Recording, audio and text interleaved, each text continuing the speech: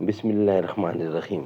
ناظرین، وی log number ہے 237 اور پہلی قسط ہے آج کے لحاظ سے، اور پیج ہے 472، اور ناظرین سب ہیڈنگ ہے مسلمانوں کا غم اور حضرت عمر کا مناقشہ۔ ناظرین مین ہیڈنگ چل رہا ہے صلح حدیبیہ، یعنی ذی قعدہ سنہ 6 ہجری صلح حدیبیہ، یہ ہم آپ کے سامنے رکھ رہے ہیں جس کتاب سے قرآن و سنت کی روشنی میں اس کتاب کے رائٹر ہیں مولانا صفی الرحمان مبارک پوری رحمۃ اللہ علیہ، اور اس کتاب کا ٹائٹل ہے الرحیق المختوم، یعنی سیرت النبی صلی اللہ علیہ وسلم پر دنیا بھر میں اول انعام یافتہ یہ کتاب ہے جس سے یہ واقعہ ہم آپ کے سامنے رکھ رہے ہیں۔ پے کر اگر نظر سے نہ ہو آشنا تو کیا ہے شیخ بھی مثال برہمن صنم تراش، مذہب ہے جس کا نام وہ ہے ایک جنون خام، ہے جس سے آدمی کے تخیل کو انتعاش۔ مسلمانوں کا غم اور حضرت عمر کا مناقشہ، یہ سب ہیڈنگ ہے صلح حدیبیہ کا۔ یہ ہے معاہدہ صلح کی دفعات کی حقیقت، لیکن ان دفعات میں دو باتیں بظاہر اس قسم کی تھیں کہ ان کی وجہ سے مسلمانوں کو سخت غم اور علم، یعنی غم و علم لاحق ہوا۔ ایک یہ کہ آپ نے بتایا تھا کہ آپ بیت اللہ تشریف لے جائیں گے اور اس کا طواف کریں گے، لیکن آپ طواف کیے بغیر واپس ہو رہے تھے۔ دوسرا یہ کہ آپ اللہ کے رسول ہیں اور حق پر ہیں، اور اللہ نے اپنے دین کو غالب کرنے کا وعدہ کیا ہے۔ پھر کیا وجہ ہے کہ آپ نے قریش کا دباؤ قبول کیا اور دب کر صلح کی؟ یہ دونوں باتیں طرح طرح کے شکوک و شبہات اور گمان 200 سے پیدا کر رہی ہیں، 200 سے پیدا کر رہی تھیں۔ ادھر مسلمانوں کے احساسات اس قدر مجروح تھے کہ وہ صلح کی دفعات کی گہرائیوں اور مال پر غور کرنے کی بجائے حزن و غم سے نڈھال تھے، اور غالباً سب سے زیادہ غم حضرت عمر بن خطاب رضی اللہ عنہ کا تھا۔ چنانچہ انہوں نے خدمت نبوی میں حاضر ہو کر عرض کیا کہ اے اللہ کے رسول، کیا ہم لوگ حق پر اور وہ لوگ باطل پر نہیں ہیں؟ آپ نے فرمایا کیوں نہیں؟ انہوں نے کہا کیا ہمارے مقتولین جنت میں اور ان کے مقتولین جہنم میں نہیں ہیں؟ آپ نے فرمایا کیوں نہیں؟ انہوں نے کہا تو پھر کیوں ہم اپنے دین کے بارے میں دباؤ قبول کریں اور ایسی حالت میں پلٹیں کہ ابھی اللہ نے ہمارے اور ان کے درمیان فیصلہ نہیں کیا ہے؟ آپ نے فرمایا خطاب کے صاحبزادے، میں اللہ کا رسول ہوں اور اس کی نافرمانی نہیں کر سکتا، وہ میری مدد کرے گا اور مجھے ہرگز ضائع نہ کرے گا۔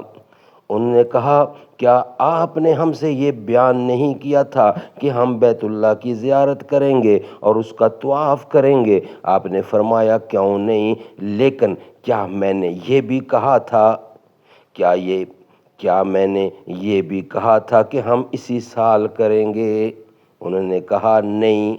آپ نے فرمایا تو بہرحال تم بیت اللہ تک پہنچو گے اور اس کا طواف کرو گے۔ اس کے بعد حضرت عمر رضی اللہ عنہ غصے سے بپھرے ہوئے حضرت ابو بکر صدیق رضی اللہ عنہ کے پاس پہنچے اور ان سے وہی باتیں کہیں جو رسول اللہ سے کہیں تھیں، اور انہوں نے بھی ٹھیک وہی جواب دیا جو رسول اللہ نے جواب دیا تھا، اور اخیر میں اتنا اور اضافہ کیا کہ آپ کی رکاب تھامے رہو یہاں تک کہ موت آ جائے، کیونکہ خدا کی قسم آپ حق پر ہیں۔ اور اخیر میں اتنا اور اضافہ کیا کہ آپ حضور کی رکاب تھامے رہو یہاں تک کہ موت آ جائے، کیونکہ خدا کی قسم حضور حق پر ہیں۔ اس کے بعد ان فتحنا لک فتحا مبینہ کی آیات نازل ہوئیں، جس میں اس صلح کو فتح مبین قرار دیا گیا ہے، اور اس کا نزول ہوا تو رسول اللہ نے حضرت عمر بن خطاب رضی اللہ عنہ کو بلایا اور پڑھ کر سنایا۔ وہ کہنے لگے یا رسول اللہ یہ فتح ہے؟ فرمایا ہاں۔ اس سے ان کے دل کو سکون ہو گیا اور وہ واپس چلے گئے۔ بعد میں حضرت عمر رضی اللہ عنہ کو اپنی تقصیر کا احساس ہوا تو سخت نادم ہوئے۔ خود ان کا بیان ہے کہ میں نے اس روز جو غلطی کی تھی اور جو بات کہہ دی تھی اس سے ڈر کر میں نے بہت سے اعمال کیے، برابر صدقہ و خیرات کرتا رہا اور روزے رکھتا اور نماز پڑھتا رہا اور غلام آزاد کرتا رہا، یہاں تک کہ اب مجھے خیر کی امید ہے۔ سبحان اللہ، سبحان اللہ۔ ناظرین، اس کا بقیہ حصہ ہے کمزور مسلمانوں کا مسئلہ حل ہو گیا، وہ بھی ہم اسی کے ساتھ بیان کر رہے ہیں۔ رسول اللہ صلی اللہ علیہ وسلم مدینہ تشریف لا کر مطمئن ہو چکے تھے۔ ایک مسلمان جسے مکہ میں اذیتیں دی جا رہی تھیں چھوٹ کر بھاگ آیا، ان کا نام ابو بصیر تھا۔ وہ قبیلہ ثقیف سے تعلق رکھتے تھے اور قریش کے حلیف تھے۔ قریش نے ان کی واپسی کے لیے 2 آدمی بھیجے اور یہ کہلوایا کہ ہمارے اور آپ کے درمیان جو عہد و پیمان ہے اس کی تعمیل کیجیے۔ نبی اکرم صلی اللہ علیہ وسلم نے ابو بصیر کو ان دونوں کے حوالے کر دیا۔ یہ دونوں انہیں ہمراہ لے کر روانہ ہوئے اور ذوالحلیفہ پہنچ کر اترے اور کھجور کھانے لگے۔ ابو بصیر نے ایک شخص سے کہا، اے فلاں، خدا کی قسم میں دیکھتا ہوں کہ تمہاری یہ تلوار بڑی عمدہ ہے۔ اس شخص نے اسے نیام سے نکال کر کہا، ہاں ہاں، اور اللہ یہ بہت عمدہ ہے، واللہ یہ بہت عمدہ ہے، میں نے اس کا بارہا تجربہ کیا ہے۔ ابو بصیر نے کہا، ذرا مجھے دکھلاؤ میں بھی دیکھوں۔ اس شخص نے ابو بصیر کو تلوار دے دی اور ابو بصیر نے تلوار لیتے ہی اسے مار کر ڈھیر کر دیا۔ دوسرا شخص بھاگ کر مدینے آیا اور دوڑتا ہوا مسجد نبوی میں گھس گیا۔ رسول اللہ صلی اللہ علیہ وسلم نے اسے دیکھ کر فرمایا، یہ خوف زدہ نظر آتا ہے۔ وہ شخص نبی اکرم کے پاس پہنچ کر بولا، میرا ساتھی خدا کی قسم قتل کر دیا گیا اور میں بھی قتل ہی کیا جانے والا ہوں۔ اتنے میں ابو بصیر آگے اور بولے، یا رسول اللہ، اللہ نے آپ کا عہد پورا کر دیا، آپ نے مجھے ان کی طرف پلٹا دیا، پھر اللہ نے مجھے ان سے نجات دے دی۔ رسول اللہ نے فرمایا، اس کی ماں کی بربادی ہو، اسے کوئی ساتھی مل جائے تو یہ تو جنگ کی آگ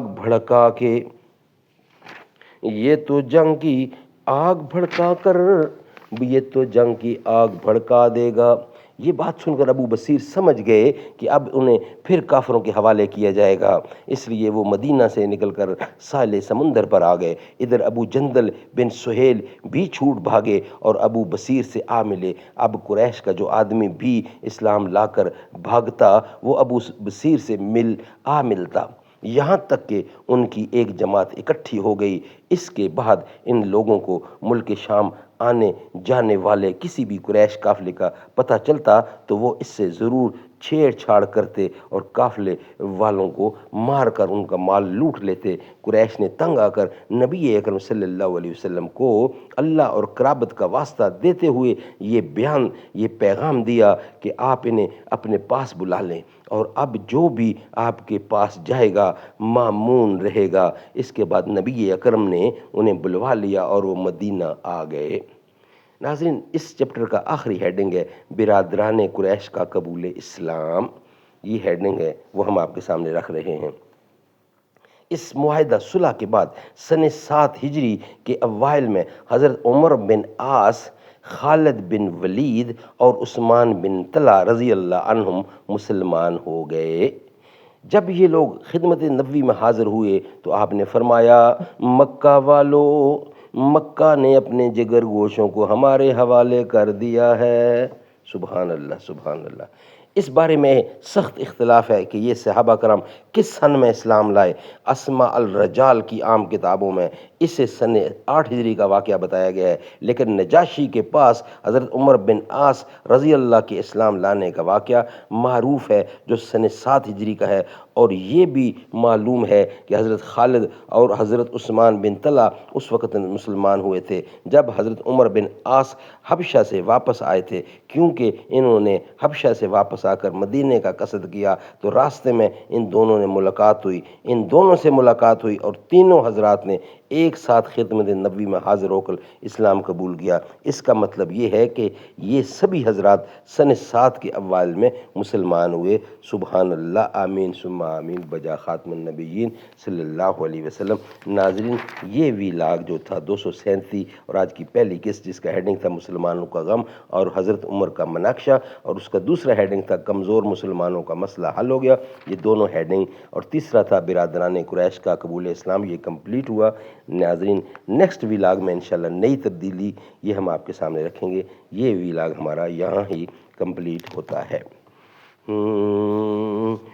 فلک جس کا پڑھے خطبہ وہی فاروق اعظم ہے، فلک جس کا پڑھے خطبہ وہی فاروق اعظم ہے، زمین پر جس کا ہے شہرا وہی فاروق اعظم ہے، وہ جس نے خشک دریا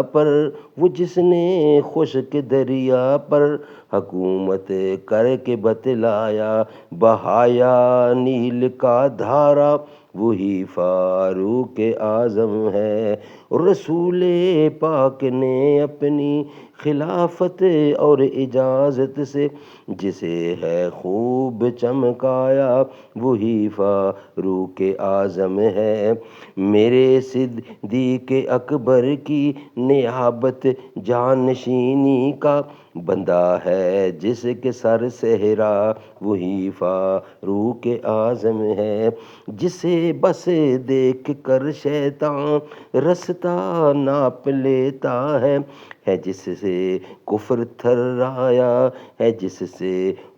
تھرایا وہی فاروق اعظم ہے، حکومت جس کی چلتی تھی ہواؤں اور پانی پر ہے کہتی مسجد اقصی وہی فاروق اعظم ہے، فلک دن رات جھک جھک کر سلامی پیش کرتا ہے جس کا ہر طرف نہرا وہی فاروق اعظم ہے، قیام قادری صبح مسا دربار پر جن کے قیام قادری صبح و مسا دربار پر جن کے فرشتے دیتے ہیں پہرا وہی فاروق اعظم ہے، فلک جس کا پڑھے خطبہ وہی فاروق اعظم ہے۔